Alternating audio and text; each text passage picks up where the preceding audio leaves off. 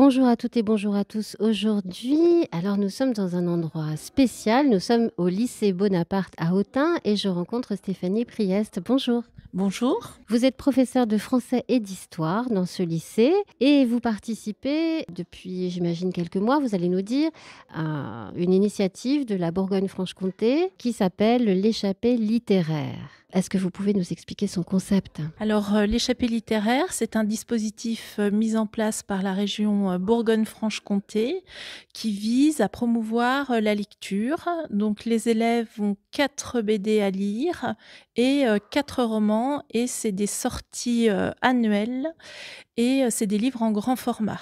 Donc chaque classe a plusieurs ouvrages et après, les élèves élisent la BD qu'ils ont préférée, le roman qu'ils ont préféré. Voilà, donc ces 4 romans ou 4 BD ont été choisis, sélectionnés auparavant par, la Bourgogne-Franche-Comté. Tout à fait. La Bourgogne-Franche-Comté a une politique culturelle, vers les lycées, plutôt intéressante. Alors on va parler de votre classe maintenant, celle qui participe, justement à cette, échappée littéraire. Il s'agit d'une classe de seconde bac professionnel, tapisserie et maintenance industrielle. Combien d'élèves? En tout, il y a 18 élèves, donc à peu près pour moitié des tapissiers et l'autre moitié des maintenances industrielles.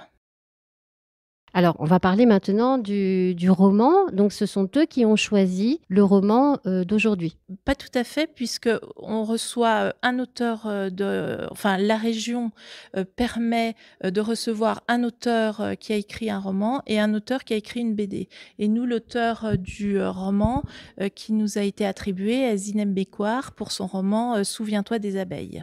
Alors, est-ce que les élèves ont choisi, eux, ont sélectionné, ont élu des 4 romans et par hasard, ce serait pas celui-là? Eh ben non, parce qu'en fait, c'est le premier qu'ils lisent, donc celui de Zinem Mécoire, c'est leur première lecture, en fait. Donc il en reste 3 avant qu'ils se décident d'ici le mois de mai. OK, donc peut-être tout va dépendre aujourd'hui, de la rencontre. Alors bon, ce sont des élèves qui n'ont peut-être pas souvent l'habitude de lire ou qui n'aiment pas la lecture ou peu, en tout cas. Et vous avez une technique assez particulière de leur, faire lire cet ouvrage et peut-être d'autres également. Est-ce que vous pouvez nous parler de cette technique, qui s'appelle l'arpentage? Ça m'a beaucoup intriguée la première fois qu'on s'est rencontrés. Alors, ce sont des élèves qui arrivent du collège, qui sont souvent en rupture avec, la lecture, qui sont plutôt allergiques à la lecture et un roman, qui fait, plus d'une centaine de pages, pour eux, ça paraît être, insurmontable. Donc, j'ai choisi, pour ce premier roman, d'utiliser, la méthode de l'arpentage, qui était une méthode utilisée au 19e siècle par les ouvriers pour pouvoir lire, des ouvrages comme ceux de Karl Marx. Donc en fait, eh bien, il y a une, lecture, collective, du livre. Racontez-nous exactement comment ça se passe collectif, ça veut dire? Est-ce que c'est tout le monde lit en classe? Comment ça se passe? Alors en fait, sur 2 heures, on a avec, ma collègue, documentaliste, on a découpé, le livre en 18 parties et chaque élève avait une partie et pendant un temps, une demi heure environ, chaque élève lit sa partie et après, collectivement, on reconstitue l'histoire, au fil des pages. Et ben, bizarrement, à la fin des 2 heures, eh bien, ils ont une idée, plutôt, très précise, de l'ouvrage, en fait. Par contre, ils ont été très, très choqués, qu'on puisse découper un livre. Bien, alors aujourd'hui, c'est un jour de rencontre, hein, rencontre avec l'autrice de ce livre «Souviens-toi des abeilles» de Zineb Mekouar. C'est un livre édité chez Gallimard, donc Zineb Mekouar va venir aujourd'hui. Comment va se dérouler cette rencontre? Les élèves donc, ont bien travaillé sur l'histoire, ils en connaissent, les tenants et les aboutissants, ils ont des questions et puis on a préparé 2 petites surprises pour, Zinem Mécoire, pour lui montrer qu'ils avaient intégré à leur façon, le livre en fait. Parlez-nous de ces surprises. Les tapissiers, ont réalisé réalisé un sac à l'image du livre Souviens-toi des abeilles, avec les thèmes qu'ils ont préférés. Et en une semaine, ils ont construit le sac avec le rucher d'un zerki, avec la mélodie qui revient dans le livre. Et ils ont cousu tout ça et ils vont lui expliquer leur choix esthétique du sac, en fait. Il y a aussi une décoration, quand elle va rentrer dans ce CDI, elle va découvrir aussi des dessins. Oui, un élève de première bac pro ERA qui n'avait pas de stage. Alors ERA, c'est études et réalisations d'agencement, qui n'avait pas de stage et qui errait un petit peu, a lu le livre et ça lui a inspiré ses dessins. Et il a été intéressant de présenter ces dessins qui seront derrière l'autrice sur les fenêtres du CDI. Qu'attendez-vous de cette rencontre? C'est souvent un moment convivial, d'échange, où tout le monde, au fur et à mesure, finit par se détendre et où on espère qu'il y ait une vraie rencontre entre l'auteur et ses jeunes lecteurs. Ça change un petit peu du contexte habituel de cours dans une classe, tous derrière une table et une chaise. Tout à fait, et c'est vraiment une chance de pouvoir rencontrer les auteurs, en fait. Stéphanie Priest, merci.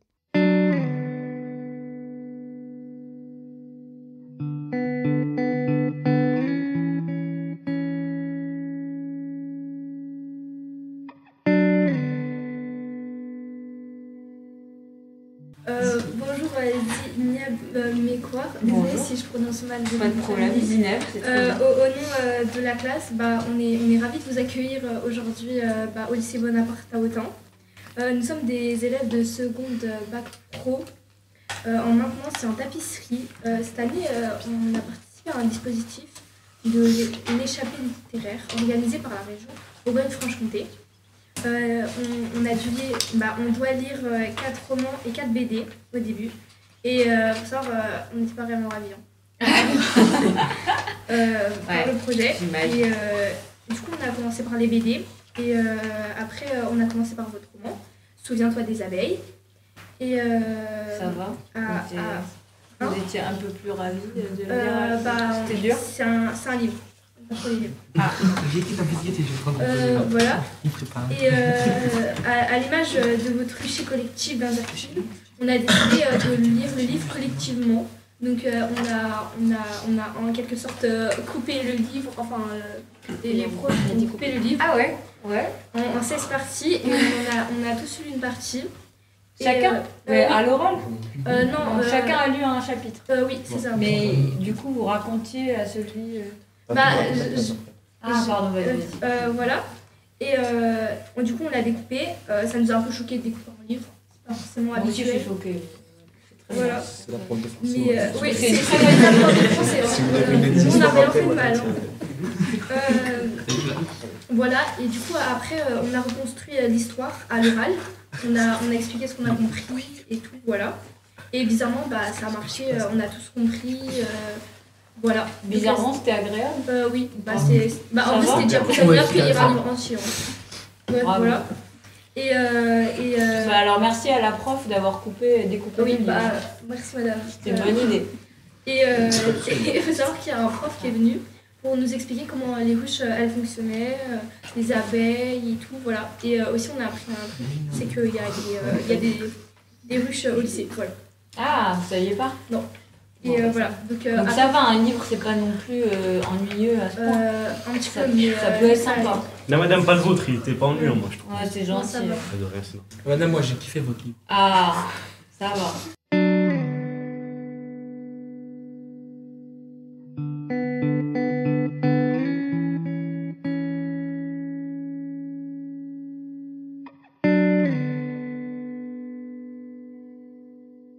Bonjour. Bonjour. Vous avez lu ce roman. D'abord, vous avez mis combien de temps pour le lire? Je crois qu'on a mis 1h30, 2 heures, pour 1 heure de cours mais séparés, 2 heures de cours séparés. Alors explique-moi pourquoi vous avez mis si peu de temps. Parce qu'on a séparé le livre en 16 parties, en 16 chapitres, et on s'est tous répartis une partie du livre. On a tous lu notre partie de notre côté, Et après avoir fait ça, du coup, ça n'a pas duré trop longtemps pour tout le monde. Et on s'est tous raconté un par un, du début du livre à la fin, notre partie. Et après, on a tous fait notre résumé. On a tout rassemblé ensemble à la fin. Est-ce que tu penses que c'est une bonne technique? Tiens, on va poser la question. Est-ce que tu penses que c'est une bonne technique pour appréhender un livre? Parce que, en fait, le fond, c'est que vous lisez pas beaucoup, c'est ça? Oui, moi je pense que c'est une bonne technique parce que au moins on peut permettre d'écouter ce que les autres disent et mieux mémoriser l'histoire.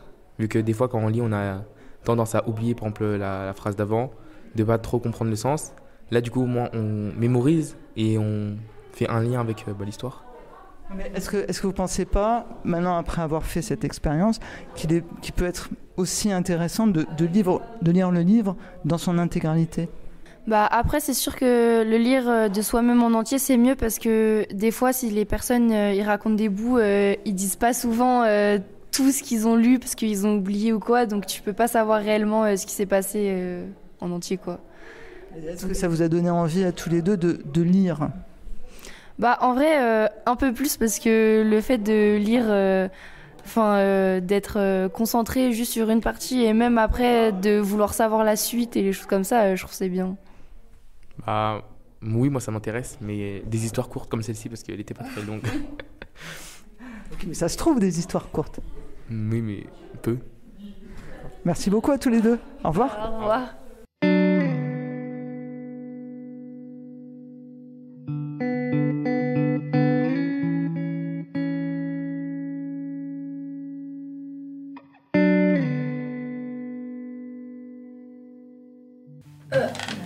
Pourquoi ne pas avoir fait de description physique des personnages, des personnes dans le livre?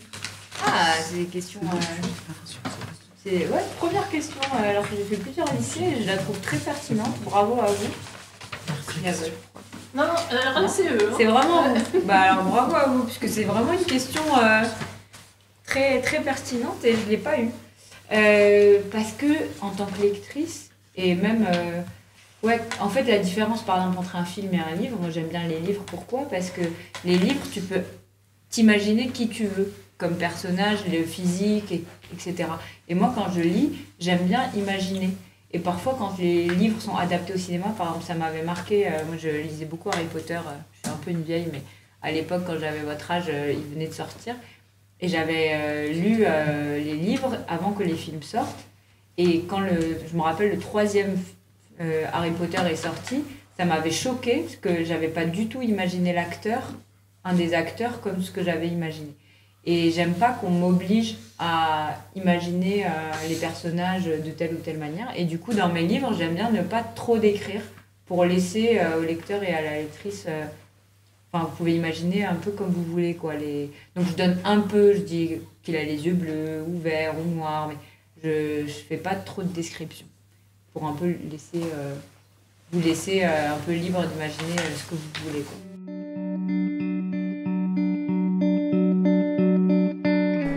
Tu t'appelles comment? Dorian. Tu as lu le livre? Qu'est-ce que tu en as pensé? C'était un très bon livre. Qu'est-ce qui t'a plu vraiment dans le livre? Surtout l'intrigue, de savoir ce qui va se passer après. C'était assez compliqué d'avoir qu'un seul chapitre à lire et de pas connaître la suite et pas connaître ce qui s'est passé avant. Moi, j'ai eu ce qui était en plein milieu, donc c'était un peu plus compliqué. Donc tu voulais absolument savoir la suite? Ouais. Alors ça t'a donné quel ressenti de savoir en fait tout le livre en n'ayant lu qu'un chapitre? Déjà l'esprit d'équipe, donc fallait bien expliquer sa partie, parce que sinon ça a été un peu plus compliqué. Et savoir l'histoire en entier, c'était l'essentiel. Ça t'a donné envie de lire? Oui, je lisais déjà avant, mais ce genre de livre, pas trop. Ça me donne plus envie de lire ce genre d'histoire. Et pourquoi? Qu'est-ce qui t'a plu dans ce genre de livre? À part l'intrigue, tu m'as dit l'intrigue, mais est-ce qu'il y a autre chose encore? Oui, les faits réels, parce que le rucher d'Azerki est un vrai rucher. Donc les livres qui sont basés sur des faits réels sont plus attrayants pour moi. Le fait de rencontrer l'autrice, ça fait quoi? Ça fait bizarre parce que sur tous les livres que j'ai lus, j'en ai jamais rencontré. Il y a beaucoup d'auteurs que j'aurais rêvé de rencontrer et que j'ai jamais pu parce que soit ils faisaient pas de tournée ni rien. Et c'est sympa de savoir d'avoir pu rencontrer une autrice. Tu la trouves comment? Sympa. Ok, merci beaucoup. De rien. Au revoir.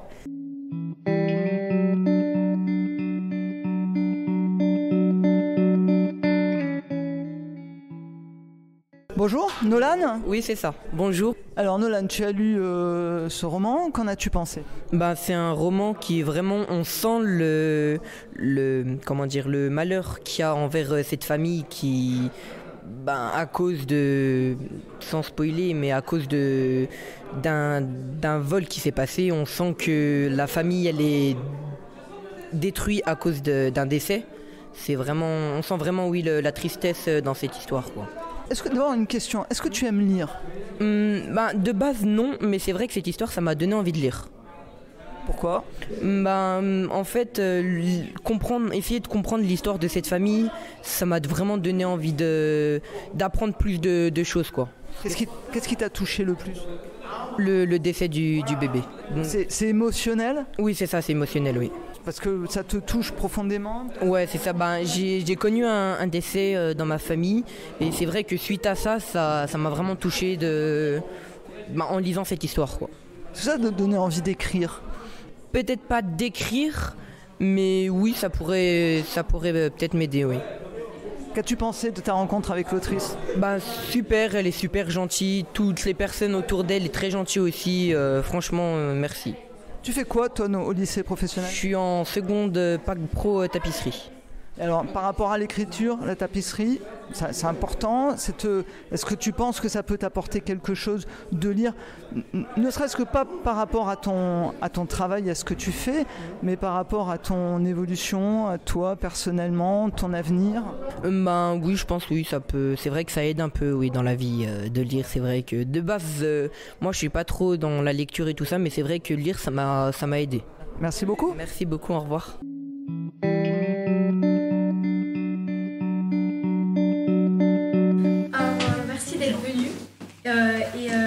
Pour vous remercier d'être venu, on vous offre quelque chose. Merci, vous êtes trop sympa. Merci. Super. C'est trop gentil, merci beaucoup. C'est moi qui l'ai fait, madame. Et franchement, n'ayez pas peur des livres parce que vos questions, elles sont vraiment, vraiment pertinentes.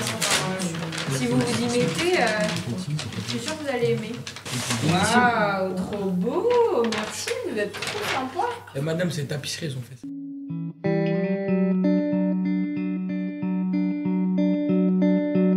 Bonjour, je suis avec Zineb Mekouar, qui est donc l'écrivaine, l'autrice du roman dont on va parler aujourd'hui, Souviens-toi des abeilles. Alors déjà, on va parler un petit peu de vous, votre parcours personnel, bien sûr, parce qu'on va y revenir, vous allez voir pourquoi ça m'intéresse beaucoup.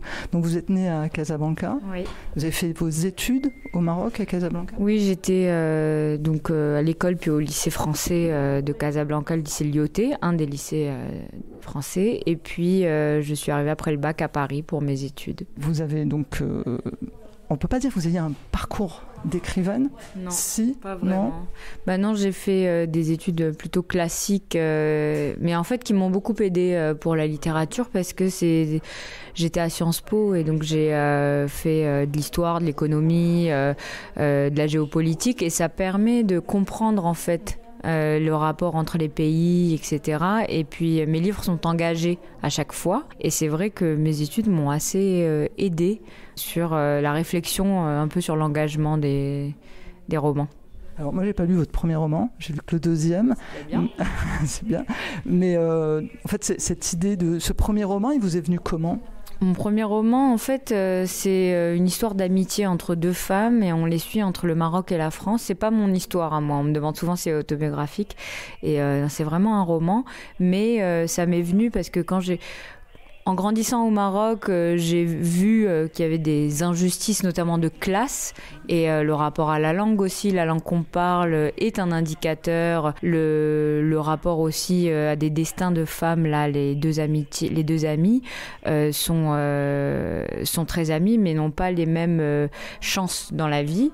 Donc il y avait ça au Maroc. Quand j'ai vécu au Maroc, j'ai vu ça. Et puis en France, quand je suis arrivée à Paris, il y avait des sortes de cliché qu'on avait sur les Marocains, sur les Maghrébins en général. C'était « Ah, tu viens du Maroc, mais moi je suis allée en Tunisie l'été dernier », enfin des trucs comme ça qui sont un peu absurdes, comme si je disais « Ah ben oui, tu viens de France, je suis allée en Belgique l'été dernier », c'est à ce point absurde.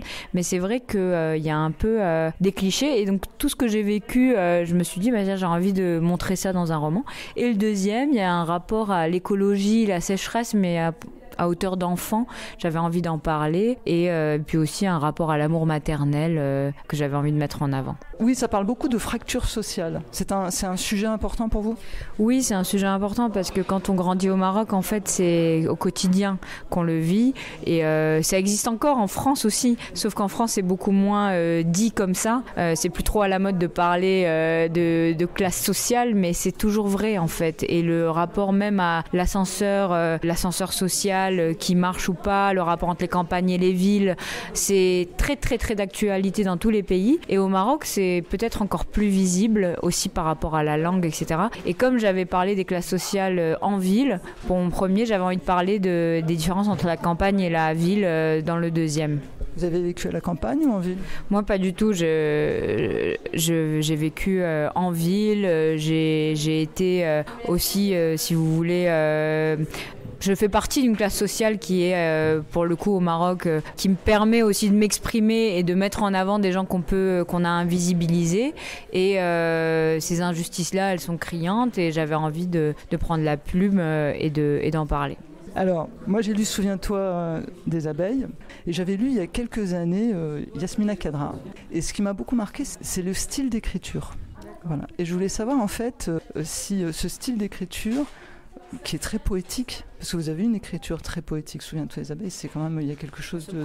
Ouais, dans ce roman-là, c'est vrai qu'il est très différent du premier, il y a quelque chose de plus poétique. Moi, je suis venue à la littérature par la poésie, donc effectivement... Alors, je me demandais si ça venait aussi de votre langue maternelle. Alors, l'arabe, j'écris en français, et ma langue maternelle est le français. L'une de mes autres langues, c'est aussi l'arabe marocain.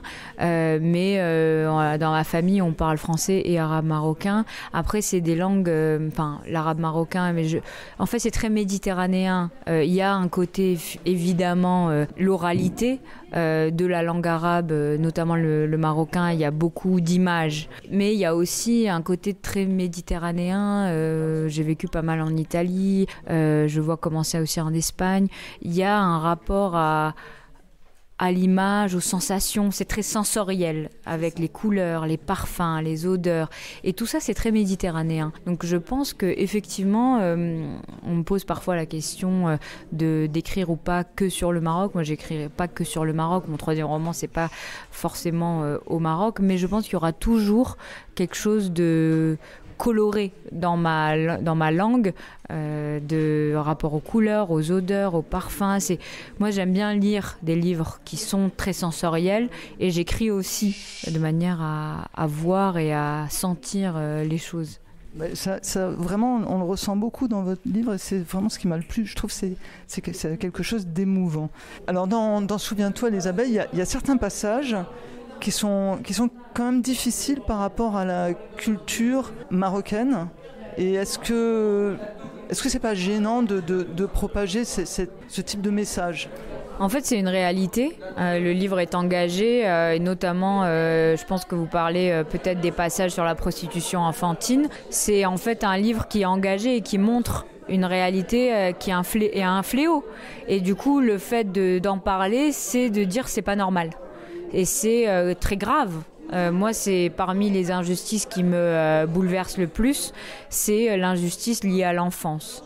Et mon premier roman, par exemple, La poule et son cumin, dedans, je parle des avortements clandestins, des bébés dans des poubelles, et c'est pas en parler pour en parler, c'est en parler pour dire c'est tellement horrible qu'il faut que ça s'arrête. Et justement, la politique de l'autruche, de faire comme si ça n'existait pas, pour moi, c'est très dangereux, parce que on fait comme si c'était tabou, et donc non, c'est pas propager ces histoires-là, c'est montrer pour que ça n'existe plus. Et puis moi, mes livres, de toute façon, ils sont engagés. Et c'est quand ça me dérange que je veux écrire dessus, parce que justement, il faut que ça s'arrête. Par rapport à le lieu, Alors c'est un lieu qui existe au Maroc, c'est un endroit où il y a ces ruches, ces ruches collectives. Moi je parlais plutôt du village. Est-ce que vous réalisez en fait que la façon dont vous présentez ce village, ça pourrait être aussi un village de notre région ici? En fait, ce qui est assez puissant en littérature, c'est le côté universel. Et beaucoup de lecteurs et lectrices français m'ont dit « mais ça me rappelle quand moi j'allais avec mon grand-père pêcher » ou bien « ça me rappelle mon petit village d'apiculteurs » parce qu'il y a toute une tradition de l'apiculture dans le monde entier en fait. Les abeilles, c'est universel, ça touche tout le monde et on a tous à un moment peut-être un grand-père, une grand-mère ou une ruche dans le jardin ou bien les villageois qui sont fermés, qui veulent pas quelqu'un d'un autre village, l'étranger qui vient du village d'à côté qu'on n'accepte pas. Et ça, c'est là que c'est très fort la littérature, c'est que plus c'est local et ancré et plus on se reconnaît, même si ça n'a rien à voir avec notre culture, notre religion, notre langue, notre région, parce que en fait on se rend compte qu'on a tous les mêmes réactions par rapport à l'étranger du village voisin ou bien le fils qui veut se marier avec quelqu'un qui vient d'ailleurs et on n'est pas d'accord, ou bien le grand-père qui a cette façon de voir, et c'est très très très universel. Et c'est ça c'est pour ça que j'aime beaucoup les romans, c'est que en fait même si c'est ailleurs, on a l'impression que c'est chez nous. Alors on va revenir sur l'échappée littéraire. Pour vous, c'est important de faire partie de ce genre de sélection, on va dire? Pour moi, c'est essentiel ce genre d'initiative parce que ça veut dire qu'on apporte l'art, l'écriture, les romans, l'engagement aussi chez des personnes parfois ou des lycées qui sont très très loin de cette possibilité de rencontre. Et le fait, par exemple, à Paris ou dans les grandes villes, on peut avoir ces rencontres-là, mais quand on est dans des villes ou villages où on est quand même loin de tout ça, moi je trouve ça génial que les auteurs puissent venir. Et c'est pour ça que j'ai accepté et que c'est la deuxième fois que je fais partie de ce dispositif, parce que je trouve que c'est extrêmement important. Et souvent, c'est de très très belles rencontres parce que les lycéens sont très contents et ils n'ont pas forcément l'occasion. Et quand on crée l'occasion, on se rend compte que c'est extrêmement riche. Alors justement, ici vous êtes au lycée professionnel de Bonaparte, dans la ville d'Autun. C'est un lycée professionnel, ce sont des jeunes qui ne sont pas obligatoirement dans la lecture. Quel est votre ressenti par rapport à cette rencontre avec ces jeunes? Ce que j'ai adoré, c'est qu'en fait, c'est le lycée qui m'a posé les questions les plus pertinentes. Alors qu'ils ont commencé par dire mais nous, on n'aime pas lire. Ou bien, pour nous, c'est pas la lecture, c'est pas habituel ou facile. Et en fait, c'est ça, cette rencontre-là, c'est leur montrer qu'ils ont toute leur place et qu'ils ont le droit et qu'ils sont... C'est pas plus qu'ils ont le droit, c'est que c'est complètement... à leur portée d'ouvrir un livre. Et j'espère que cette rencontre-là leur a fait se rendre compte que c'était aussi pour eux, la lecture. Merci beaucoup. Merci.